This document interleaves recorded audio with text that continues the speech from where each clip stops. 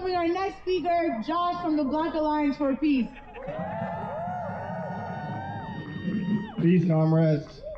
The Black Alliance for Peace strongly condemns the international lawlessness of the neo-fascist U.S., the violent aggression and blatant attack on people-centered human rights of Venezuelans and violations of Venezuelan sovereignty. The U.S. bombed dozens of sites throughout Venezuela in the early morning of Saturday, January 3rd, under the cover of darkness to accelerate their war against Venezuela and sow terror in the country, killing civilians and destroying key infrastructure in the process. The rogue empire has also kidnapped Venezuelan President Nicolas Maduro and First Lady Celia Flores and is allegedly taking them here to New York to prosecute them in U.S. courts.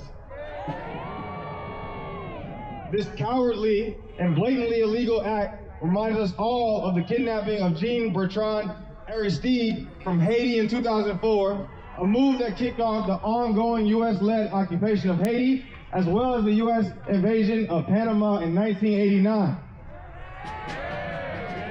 In his press conference detailing the operations, U.S. President Trump claims that the U.S. will run the Venezuelan government to ensure a transition and is prepared to continue attacking the country again. Yet, we know that the U.S. is not running Venezuela at the moment, and that this is part of the U.S. psychological war and will not be accepted by the people of Venezuela. In the face of these attacks, the working class, revolutionary people, and popular movements of Venezuela have taken to the streets in support of the Bolivarian Revolution. Outside of Venezuela, anti-imperialists, anti-war, and pro-peace movements and organizations must continue to defend and stand alongside the brave people of the Bolivarian Republic of Venezuela.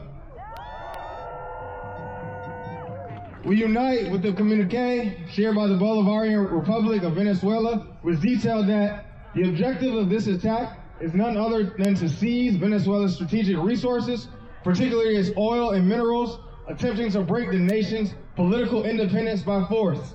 They will not succeed. After more than 200 years of independence, the people and their legitimate government remain firm in defense of sovereignty and the inalienable right to decide their own destiny. The attempt to impose a colonial war, to destroy the Republican form of government, and force a regime change in alliance with the fascist oligarchy will fail, as have all previous attempts.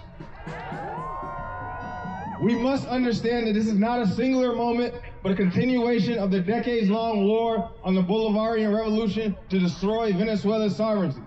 This imperialist intervention has been made possible because of the complete abdication of any semblance of international law after over 2 years of genocide in Gaza, the development of methods of imperialist intervention tested on nations like Haiti that have long violated the Declaration of the Americas as a zone of peace, acquiescence of regional governments in the Americas to U.S. military buildup in the Caribbean and subversion throughout the hemisphere, the ongoing colonial occupation of Puerto Rico, and the bipartisan intensification of repression domestically throughout the United States.